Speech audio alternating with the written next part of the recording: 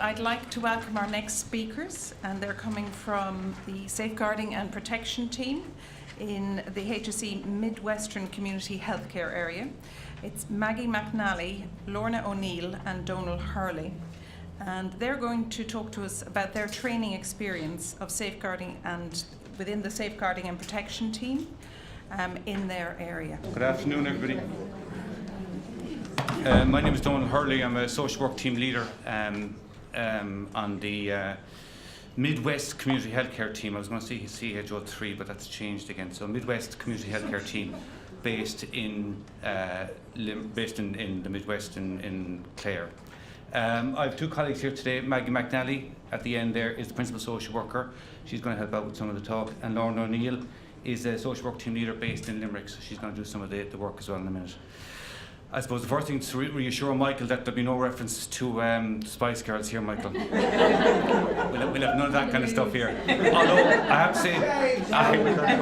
to say, Joreen is down at the back from the Brothers Charity, and she says she's a great Spice Girls fan, and she's chairing this afternoon, so you'd never know what would happen. Just in terms of what we're going to hope to achieve, this, and I should say as well, this slot initially was meant for Bridget McDade and her presentation, and she can't be here today, so we stepped in at the last minute and we're happy to do that.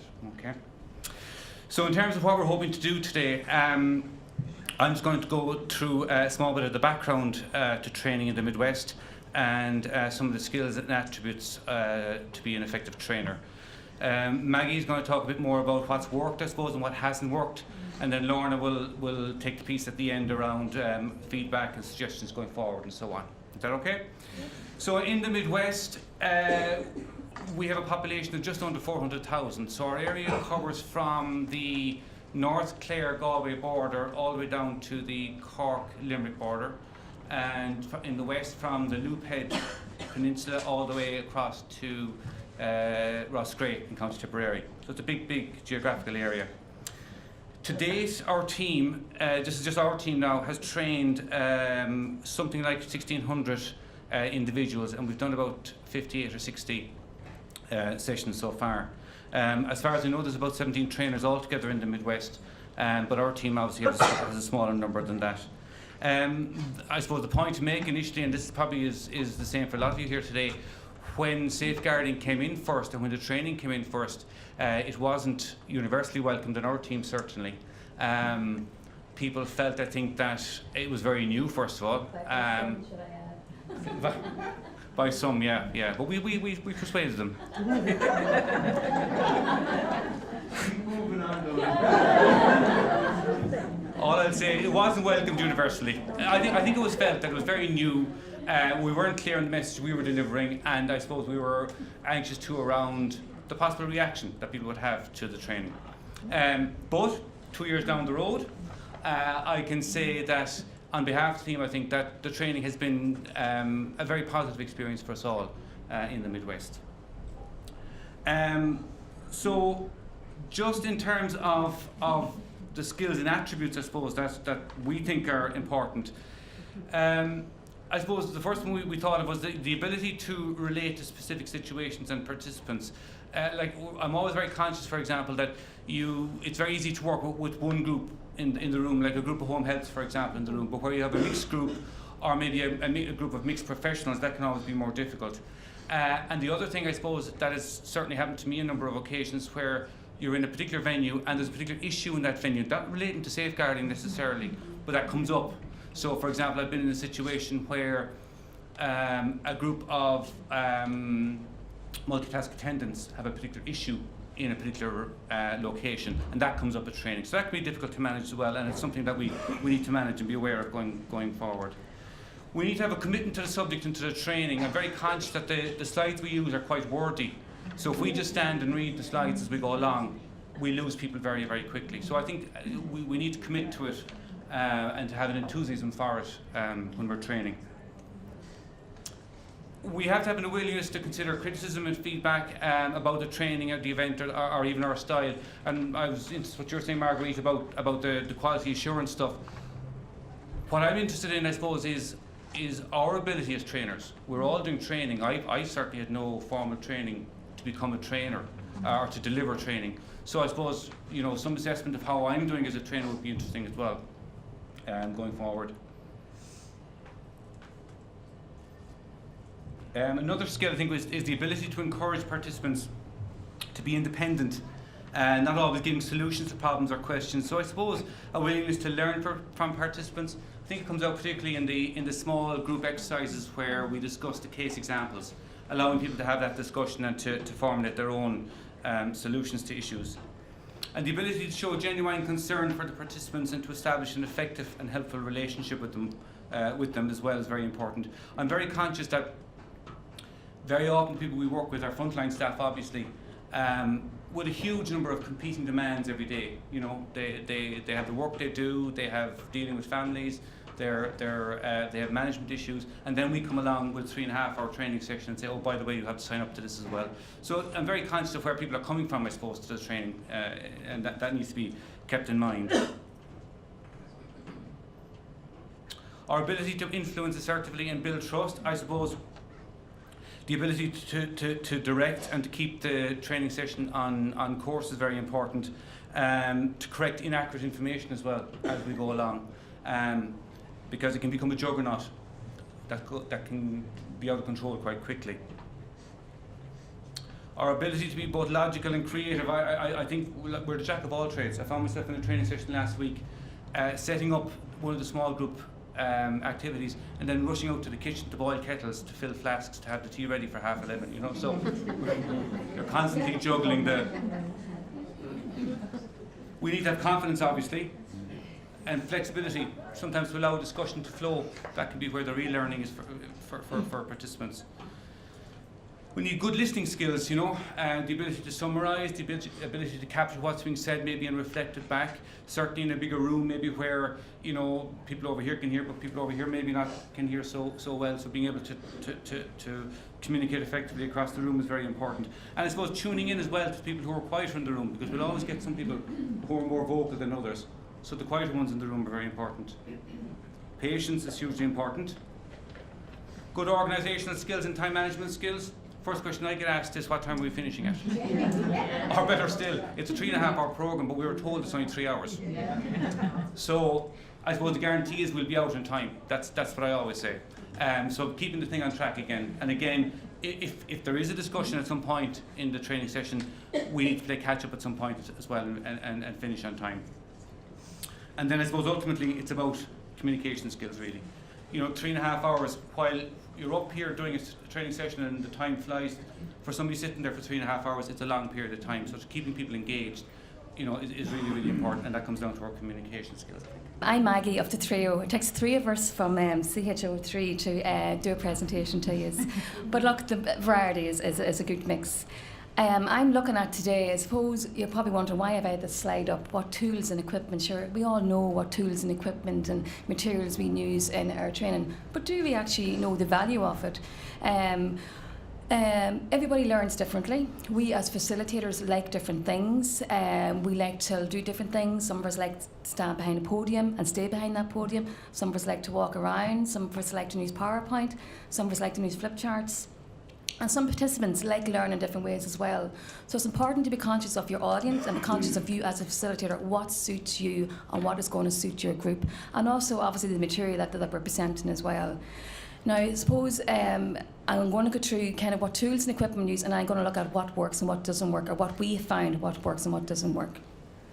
The attendance sheet, I suppose Marguerite has touched on this, why it's important. It is to do with the categorisation of people, who is in the room on that day. It's then to do with our figures that are going forward to the National Office, and this is used for information purposes. So it is actually a very important piece of work. So it is important to get that right. The evaluation sheets, again, they're important, and I'm going to talk a wee bit more later on about what works and what doesn't work regarding the evaluation sheets. The PowerPoint presentation. I suppose I have a few things to say in the PowerPoint presentation. So just bear with me in this one. It's a tool. It's an additional tool. It's not the prime tool. We as facilitators are the prime learning tool. And I suppose because the way the training's done for the safeguarding, it's very much PowerPoint. And I suppose how we use that effectively is kind of what I want to talk about.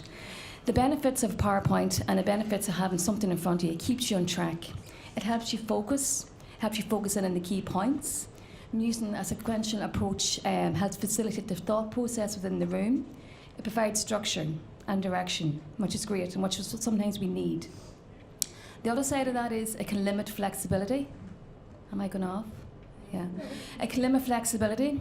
It can, sometimes there's so much on the slides. Your audience is reading as opposed to listening. I think the average adult reading speed of an adult is between 200 and 300 words per minute. A wee fact that I came across within a PowerPoint presentation, and this is kind of going to contradict what's in our current PowerPoint presentations, and you'll see it in some of Donald's ones, and I'll take the blame for that because I did to the PowerPoint today. There should be no more than 40 words per slide on a PowerPoint, and that takes a person's 12 seconds to read. You have your audience back in the room. They've read a bit and they're back with you. So it's very important to kind of be conscious of that. If you are a reader, if sometimes I've said in many a presentation where people are reading directly off the PowerPoint, you've lost your audience. It's not effective, and you're creating death by PowerPoint, basically. You've lost your audience because they're just focused too much on what's actually there. They're not actually taking in on what you're saying. So it's important just to be conscious of those things. Small group discussion is great for the small, I suppose, people in the room that are quieter. And again, that can work both ways. Some people hate small group discussion because they feel they're on the spot, but some people really thrive in that small group environment. Large group discussion, again, is what we do probably mostly for the presentation. And again, some people love it, some people just don't like it. But it's good to have the mix of both within the room. Case studies, and Michael spoke about this earlier, the human stories. This is where the learning really comes from. The practical examples make it real for the participants in the room. And we have found, in our area anyway, that that's where the learning has come from. The participant handbook, I suppose, again, that's another tool, equipment that we use. And it is linked to the participants taking ownership, and it is back again to that quality assurance piece when that's operational. And I want to talk a wee bit more about that as I go through kind of the what works and what doesn't work regarding the participant handbook as well.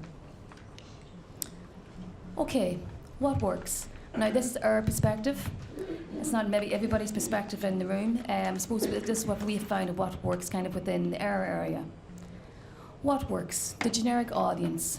People from different disciplines, from across the different boards, can work because there's a variety in the room. There's different opinions, different experiences.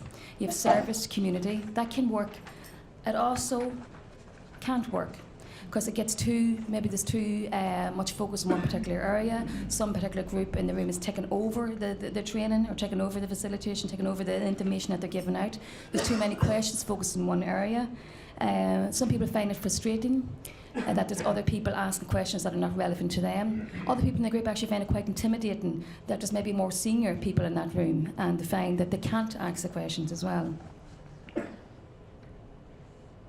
Frontline experience, I suppose I'm talking about it from the perspective we as the Safeguard and Protection team in the Midwest area, we have the frontline experience of working the policy.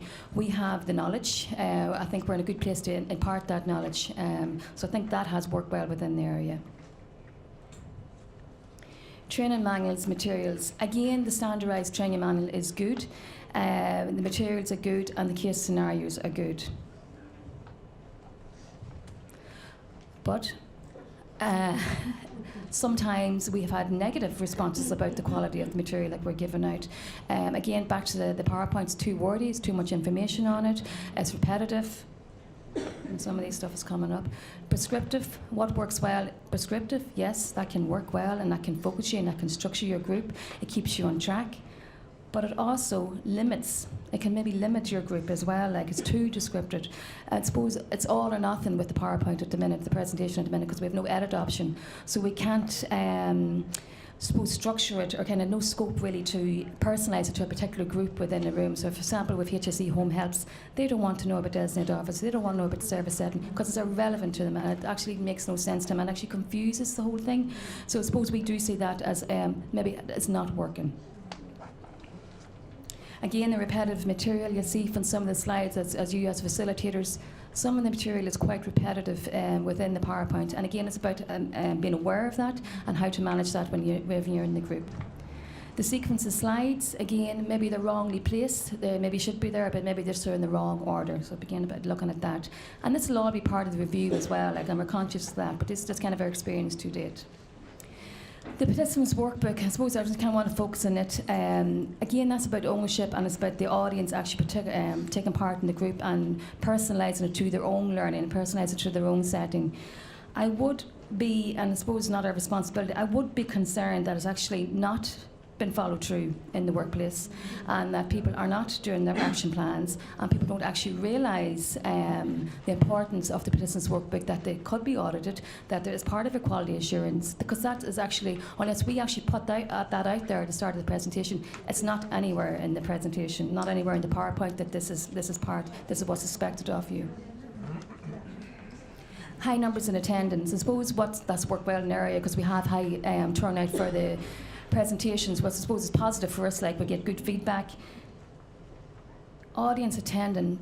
Now I put this down as, I suppose, audience attending, we have a lot of frontline staff attending our training, and again this may be specific to our particular area, and that's really good, but sometimes it's a negative in that we don't have senior management attending the training. And I suppose where that falls down is, how do they know then the pathways? How do they know when somebody comes to the reporting, the time frames, who to report to, what's the procedure? And while it works well that the audience attending maybe only frontline staff only, that can work well in a group because sometimes staff on the ground do not want to speak out in front of management. But again, the management needs to be there. So whether we need to look at particular training for management and particular training for frontline staff, we maybe have to look at that. But it would concern us that actually senior management are sending their frontline staff out and they themselves aren't participating in the training. Okay. God, it's never ending. Networking, what has worked well? I suppose it's human face. We're out there. A lot of the team were kind of from the old LGB service, so we kind of were familiar with from the older person services. We were not familiar with the services from the disability side. So I suppose when we're out there doing facilitating, it's a meet and greet, and it's great to put names to faces and vice versa. And again, from the audience as well, it's great to have a face, because a lot of the training we do it in our own particular area. So it's that person that they will be coming back to. The time on trainer, I mean, there is huge time on the trainer and what's expected of the trainer. It is a 3.5-hour programme, but you know yourselves, it's more than 3.5 hours. Like, you have your own caseload on top of that. We have the preparation as well. You have your travel time, setting up, and again, that's all in addition to your work. Contact person, in our team we have a specified contact person specifically to our team, and that's our admin person on the team. And I have to say, without her we would be kind of swamped in all of this, and I don't know would we be able to actually facilitate as many sessions as we have been.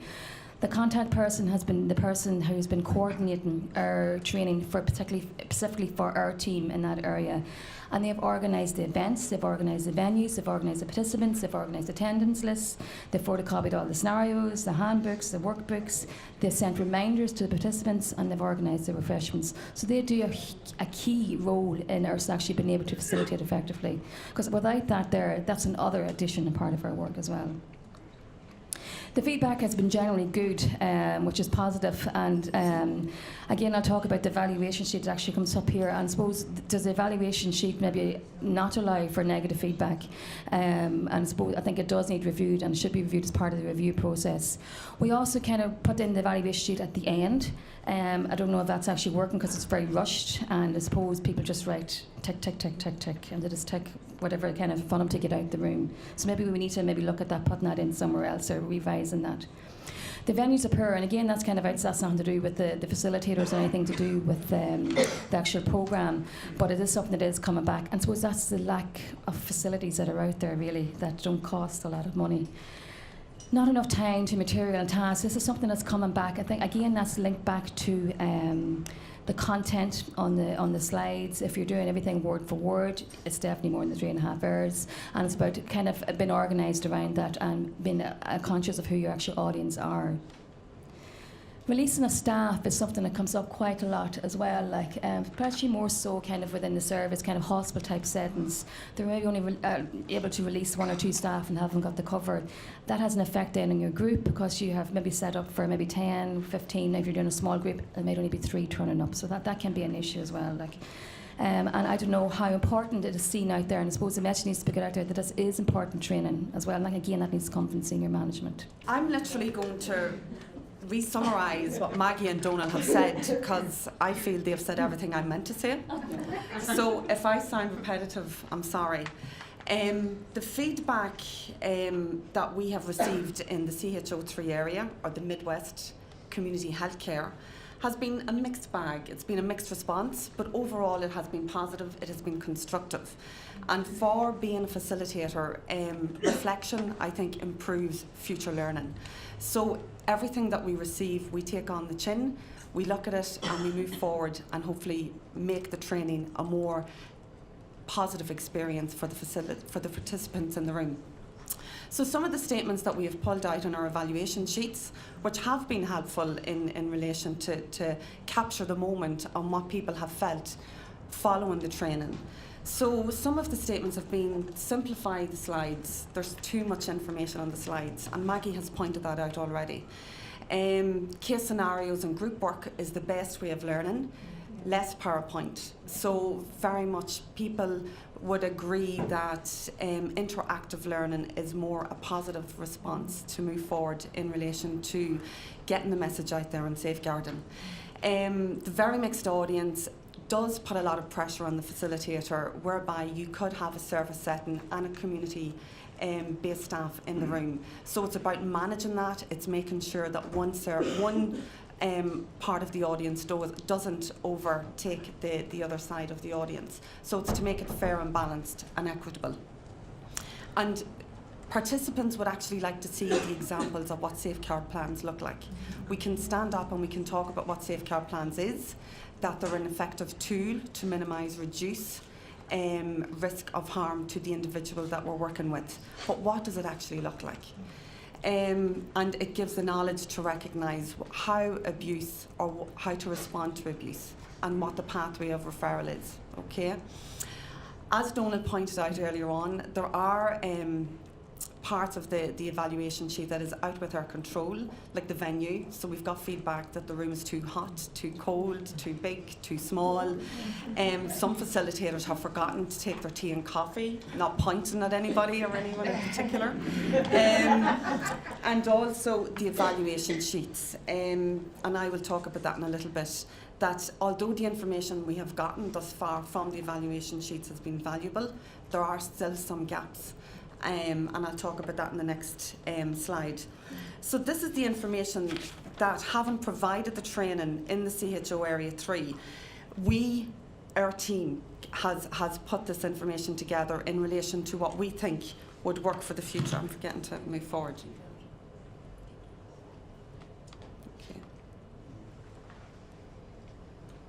Okay, so the suggestions is, and they are mere suggestions, nothing is written in stone, but maybe to consider the possibility of a designated training officer per CHO area. How reasonable, how flexible, how realistic that is, we do not know, but because of the amount of time it does take a current facilitator to provide the training, and the time commitments that we've given over the 3-year period is huge. And as Maggie has said, and I would like to echo, without our admin, I think it would be an impossible task for us to do the training. We're looking at a half day, but you're effectively looking at over a half day, and that's without the responsibility of having to send reminder emails, inviting participants to attend, and also to be considering the venues that we need to look at.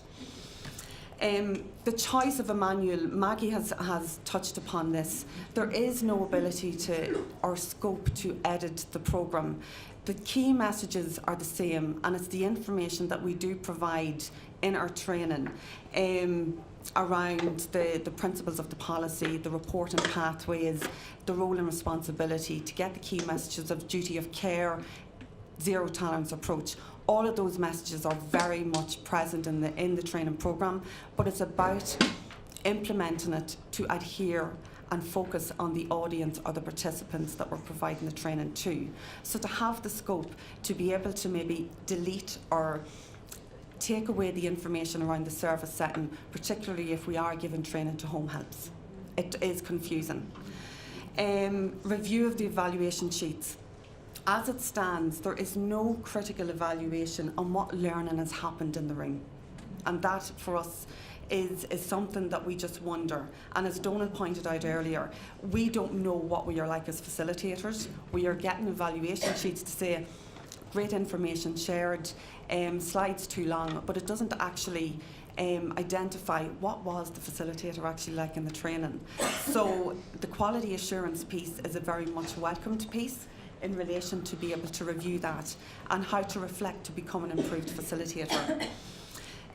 We need to have the qualitative approach, the qualitative measure to look at future training. So hopefully, and that's what Marguerite has talked about, is the post questionnaire. 3 to 6 months down the line, to be asking a participant what training did they feel they learnt when they had it so many months ago, and what did they take and apply in their practice. And again, that's bringing back the participant task book. The participant task book, I'm of the view, some of them have even offered to give them back to me at the end of the training. You know, even though we have very clearly said at the outset, this is your book, this is your tool to look at your learning, to examine, are you confident enough to be able to identify abuse, to be able to report it, and to be actually able to support the person that has maybe disclosed abuse to you.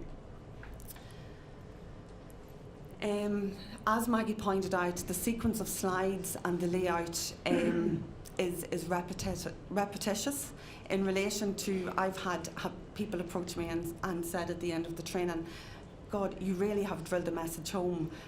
We could have gotten that over 2 slides. You didn't have to go over 5 or 6 slides to get the message that we do have a duty of care and that we are very clear on what the referral pathway is. The slides are too wordy. I'm of the view, and I know my colleagues would agree, I think bullet points is effective. I think the bullet points are there as a prompt for the facilitator to be able to convey the message, the theme that needs to be explored during the training programme. More focus on small group activities. For some people that works because they may not feel as confident to talk in a larger group context. So it does give opportunity for individuals to share their experiences and make sure everyone is heard, because I would be equally concerned about the quiet one, because you would like to try and encourage and draw their experience, because everyone in the room has a human story, as what our first speaker talked about, and human stories is what we move forward and improve our practice on. Also, the participants would find providing the material, send the material by email, is also a very useful way of ensuring learning has been provided. The other part of the participants, they would tend to focus in on the categories of abuse, the indicators, and also the referral pathway. They're the key aspects of the training that they take away from them and feel is more relevant to them in relation to their frontline day-to-day work. There are benefits, and I thought it would be positive to end on a high note. Since we have provided the training in spring 2016, there has been an increase in referrals, there's no doubt about it. It's hard to measure, but we do sense as a team that there is an improvement in communication, in an improvement in collaboration, in being able to recognise, respond and report abuse. There are more appropriate referrals being forwarded to the Safeguarding and Protection team. I feel that that is also to do with being the frontline person and putting a face to a name to a participant in the audience that may have a duty of a care to directly report to us. That would be applicable for the community. It's very important for working relations to be enhanced, and they have improved, because a lot of people still are making the telephone calls. We are taking, I would say, several general inquiries a week, wondering, is this an appropriate referral for your team? Is there a scope for you to be able to offer a service to a vulnerable adult in the community who may be subjected to abuse? Knowledge of the team. So individuals and participants that come to the training, they very much feel more at ease, that we're very accessible. We're actually a lot more local. This is not pie in the sky information. This is something that is applicable to them, and they're able to make that referral. And of course, there has been an increase in training for for training. So that's a positive. People have gotten the message that the training is important, and there has been an increase, and we've been inundated with the amount of requests that we've had, and we've literally had to cut it off for the amount that we've done this year, because I think our team has done pretty well in providing the training to the amount of people that we have provided to. Finally, we as facilitators, we need to have good communication skills so as to be able to impart the information that we provide to the participants in the room, and also to be aware and conscious of who the participants is in the room, and to make the training experience real and applicable to their frontline practice. Have the confidence, and I'm telling you, that is definitely a work in progress for me. I think the more times I do training, the more confident I become, but I think it's still positive to have the nervous energy in relation to being able to provide training. We may not have all the answers at the time. We're faced with questions during a course of training, but to give the assurances to the participants in the room that we're here, we're acknowledging the information that's been shared, and to maybe offer support and information on how best to place and make sure that information is conveyed if it is a senior management issue. I think it's very important for the facilitator to have the knowledge of the policy and the knowledge of the training programme. I can safely say I know the training programme inside out, back to front, upside down. But in saying that, I think what we have pointed out on suggestions of what we could do to improve the training, I think would certainly help the learning experience for the participant to be more positive. And ultimately, finally speaking, to be prepared. I feel as if I'm a scout, but we need to be prepared for the unprepared. We don't know what's going to be thrown at us in the moment of the training that we're providing. We don't know what participants is coming into the room. Donald pointed out at the outset, you know, we all are very busy in our work, and outside of that, we're definitely talking a very emotive topic, and to inform people that there is a duty of care, that there's no longer the culture of turning a blind eye. So it's about being prepared to support that participant, particularly if there is issues for them in their practice. So that's the experience of the CHO3, and I hope you enjoyed.